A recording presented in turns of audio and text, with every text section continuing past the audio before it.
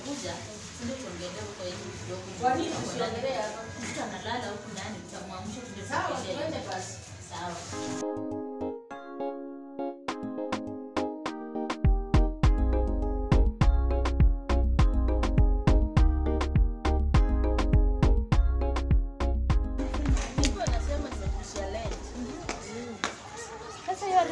Sioni kama nitakulipa sana. Kwa nini usilipe?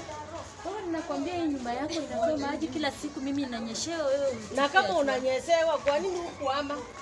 Ama ungesema mapema. Sasa wakati unangoja mwezi imeisha ndio unataka kuniambia inanyesha. Sasa umefanya vizuri. Nilikuwa nakwambia mara ya kwanza uchukua action.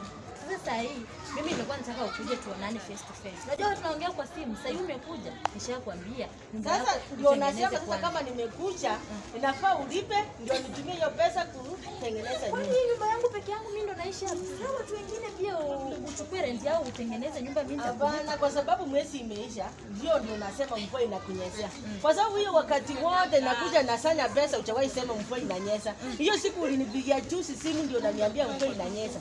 Sasa ndio nimekuja leo nione mahali inanyesha na unilipe ndio niendelee. Sasa mimi sitalipa pesa kama ninanyeshewa. Mambo ni mawili. Utengeneze alafu mimi nitafanya nini?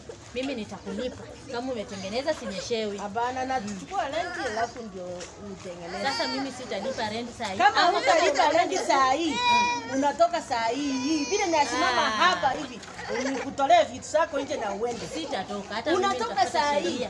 Hiyo ni sheria kwa sababu huwezi ongoja mtu wakati anakutia rent, alafu ndio unasema mvua inanyesha. Na hiyo wakati wote kwa nini uko unasema? Unajua mamake hata mimi wacha nikwambie kitu moja. Unafaa kujua. Sheria pia iko. Sheria iko lakini unajua umesema jana na nimekuja leo. Sasa leo nasema nichukue rent kwa sababu ni mwezi imeisha ndio nikutengenezee nyumba. Sawa, sheria gani nasema unakuja leo nimesema nyumba inanyesha sina pesa alafu unasema na hama. Basi kwa sababu umesema hukusema huna pesa.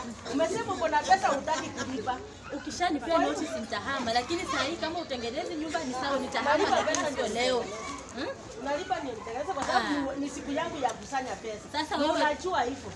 Sio ndio inafika siku unaanza kusema mvua inanyesha. Sitakataa lakini sasa wewe ukiona ni ngumu, wewe toa na pia mimi nitafuata sheria lakini sitoki. Nini kitu nitafanya? Nimekupea 30 minutes. Kama utakuwa umeondoa vitu zako ama utoe pesa nikutengenezee nyumba nikutoka. 30 minutes ni wewe. Sitoi minutes. Sitoi pesa ni zangu. Nakufikiria unatoa pesa nilipe ama uame. Nikirudi after 30 minutes nipate ujajipanga nikukutoa nje. Uzuri ni kwamba unasema na pesa iko kwa mfuko yangu.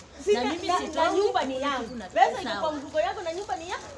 Kwa hivyo nikikuja nakutoa nje. Na sitatoka. Kama hutatoka nje hata ukijifungia ndani na kuamua mlango na kutoa. Wallahi kuja na trailer. Mno. Wati vile sana nataka doo yangu nikukopeshe pesa yangu miezi imeenda unilipi. Kwani mimi nakopeshwa pesa? Na nani?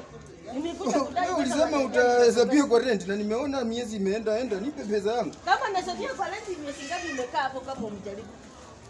Hata umekaa miaka. Hiyo pesa ninaongelea pesa ambayo mimi mwenyewe nikukopesha yote. Lakini rent yako mimi pesa yangu nilikutumia rent yako sio? Fanya hivi inafaa unipe pesa ngapi? Huyo mimi sina deni yake hata sijui. Yaani rent ndaula na Roma ile kwa mwe rent yake ni 3,000. Sio ina Roma. Lakini simpei kama sababu hiyo 3,000 wako wananipea balance 7,000 utanitafutia na mimi nimeenda.